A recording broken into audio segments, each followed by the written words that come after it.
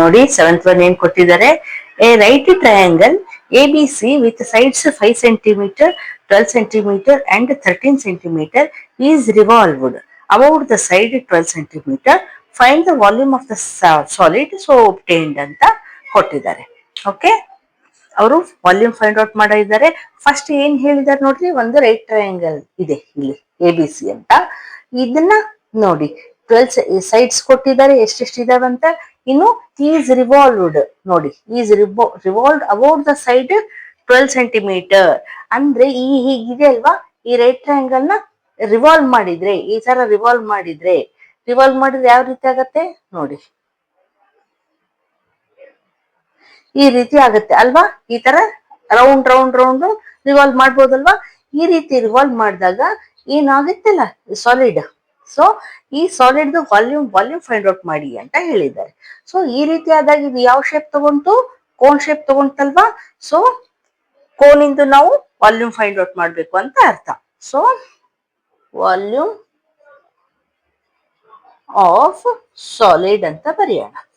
Okay, ಇಲ್ಲಿ ನೋಡಿ radius ಏನಿದೆ 5 centimeter ಇದೆ ಅಲ್ವಾ.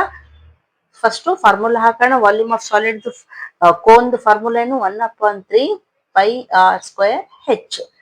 ಸೊ 1/3 ಹಾಗೆ ಇಡೋಣ, ಪೈ ಕೂಡ ಹಾಗೆ ಇಡೋಣ. ಇನ್ನು ರೇಡಿಯಸ್ ಎಷ್ಟಿದೆ ನೋಡಿ, 5 × 5 ಸ್ಕ್ವೇರ್ ಇದೆ ಅಲ್ವಾ, ಅದಕ್ಕೆ 5 × 5. ಹೈಟ್ ಎಷ್ಟಿದೆ 12 ಇದೆ ಅಲ್ವಾ. ಸೊ ಅವ್ರು ಕೊಟ್ಟಿದ್ದಾರೆ revolved about the side 12 centimeter ಅಂತ. ಸೊ 12. ಈಗ ಕ್ಯಾನ್ಸಲೇಷನ್ ಏನೇನಾಗುತ್ತೆ ನೋಡೋಣ. ನೋಡಿ 3 1s 3 4s.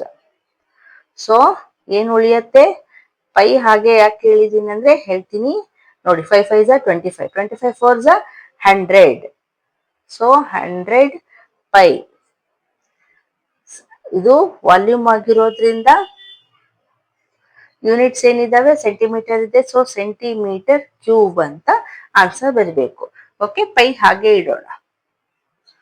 ಇದ್ರ ರಿಲೇಟೆಡ್ 8th ಕ್ವಶನ್ ಕೂಡ ಇದೆ. ಸೊ ಕಂಟಿನ್ಯೂ ಮಾಡೋಣ. ನೋಡಿ 8th one ಏನ್ ಕೊಟ್ಟಿದ್ದಾರೆ. If the triangle A B C in the question 7 above is about the side 5 centimeter, then find the volume of the solid so obtained.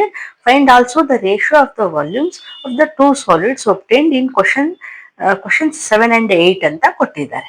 ಈಗ ತಾನೇ ಮಾಡಿದ್ವಲ್ವಾ 7th question ಅಲ್ಲಿ. So ಆ volume ಅದೇ ಫಿಗರ್ನೇ ಏನ್ ಮಾಡಕ್ ಹೇಳಿದ್ದಾರೆ, ಇಲ್ಲಿ ರಿವಾಲ್ವ್ ಮಾಡಕ್ ಹೇಳಿದ್ದಾರೆ ನೋಡಿ. ಅಬೌಟ್ 5 centimeter ಸೈಡ್, ಈ ಸೈಡ್ ನ ಇಟ್ಕೊಂಡು 5 centimeter ಸೈಡ್ ನ ಇಟ್ಕೊಂಡು ರಿವಾಲ್ವ್ ಮಾಡಿ ಅಂತ ಹೇಳಿದ್ದಾರೆ. ಫಸ್ಟ್ 12 centimeter ಸೈಡ್ ನ ರಿವಾಲ್ವ್ ಮಾಡಿ ಅಂತ ಹೇಳಿದ್ರು. ಸೊ ಅವಾಗ ಅದಿಟ್ಕೊಂಡು ರಿವಾಲ್ವ್ ಮಾಡಿದ್ವಿ. ಈಗ 5 centimeter ಹೇಳಿದಾರಲ್ವಾ. ಸೊ ಈ ರೀತಿ ಟ್ರಯಾಂಗಲ್ ಇಟ್ಕೊಂಡು ನಾವು ರಿವಾಲ್ವ್ ಮಾಡ್ಬೇಕಾಗತ್ತೆ. ಸೊ ರಿವಾಲ್ವ್ ಮಾಡಿದಾಗ ಯಾವ ರೀತಿ ಆಗತ್ತೆ ನೋಡಿ, ಈ ರೀತಿ ಆಗತ್ತೆ ಸಾಲಿಡ್. ಸೊ ಏನ್ ಶೇಪ್ ಬಂತು, ಇಲ್ಲಿನೂ ಕೋನ್ ಶೇಪೇ ಬಂತು. ಸೊ ಕೋನ್ ಶೇಪೇ ಬಂದ್ರೆ ನಮ್ಗೆ ನೋಡಿ ಈ ರೀತಿ ಆಗತ್ತಲ್ವಾ. ಸೊ ಇಲ್ಲಿ ರೇಡಿಯಸ್ ಏನಾಯ್ತು 12 centimeter ಆಯ್ತು, ಹೈಟ್ 5 centimeter ಆಯ್ತು ಅಲ್ವಾ. ಸೊ ಬರ್ಕೊಳ್ಳೋಣ ಅದನ್ನೇ ನೋಡಿ. ರೇಡಿಯಸ್ 12 centimeter ಆಯ್ತು, ಹೈಟ್ 5 centimeter ಆಯ್ತು.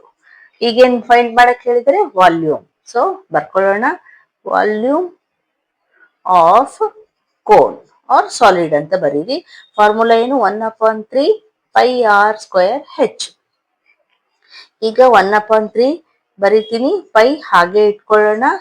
ನೋಡಿ ರೇಡಿಯಸ್ ಎಷ್ಟಿದೆ 12 ಇದೆ. ಸೊ 12 × 12 ಸ್ಕ್ವೇರ್ ಇರೋದ್ರಿಂದ ಹೈಟ್ ಎಷ್ಟಿದೆ 5 ಇದೆ. ಸೊ 5 ಬರ್ತೀನಿ. ಈಗ ಕ್ಯಾನ್ಸಲೇಷನ್ ಮಾಡೋಣ. ನೋಡಿ 3 1s 3, 3 4s. ಸೊ ಎಷ್ಟು ಬಂತು ನೋಡಿ, 4 5s 20 ಅಲ್ವಾ. ನೋಡಿ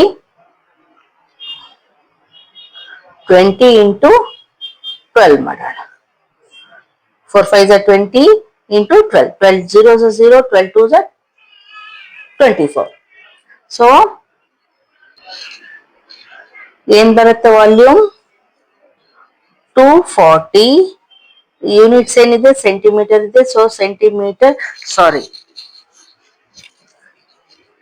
ಇಲ್ಲಿ ಪೈ ಇದೆ ಅಲ್ವಾ, ನಾವು ಪೈ ಬರಿಬೇಕು, ಹಾಗೆ ಇಡೋಣ ಪೈ.